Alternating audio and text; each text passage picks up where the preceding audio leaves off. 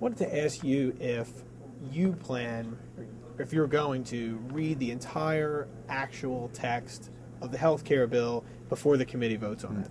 I don't expect to actually read the legislative language, because reading the legislative language is among the more confusing things I've ever read in my life. We write in this committee and legislate with plain English, and I think most of us can understand most of that.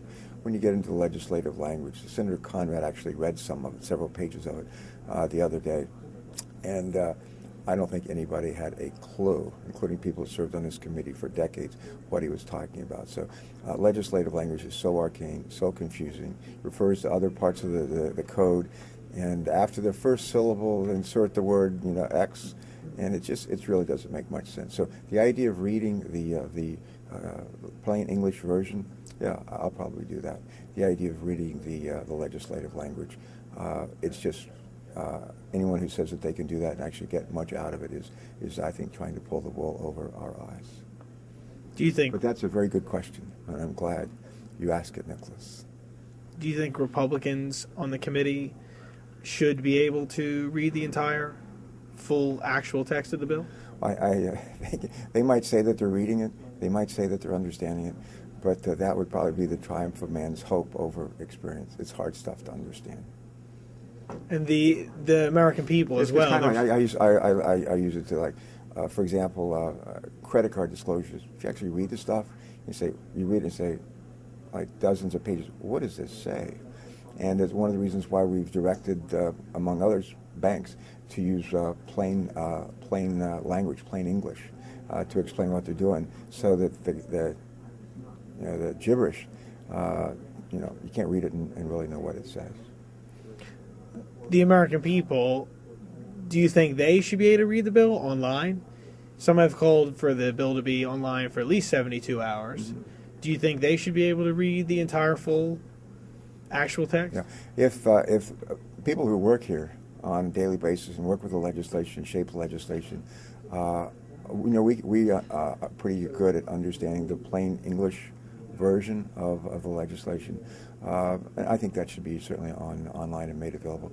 The idea of folks, and what I think we're doing on my website, is actually giving people an example of what legislative language looks like and how incomprehensible it can be. And I think if people have the chance to read that, they'll say, maybe it doesn't make much sense for either the legislators or me to read that kind of arcane language. It's just hard to decipher what it really means. Last question for you.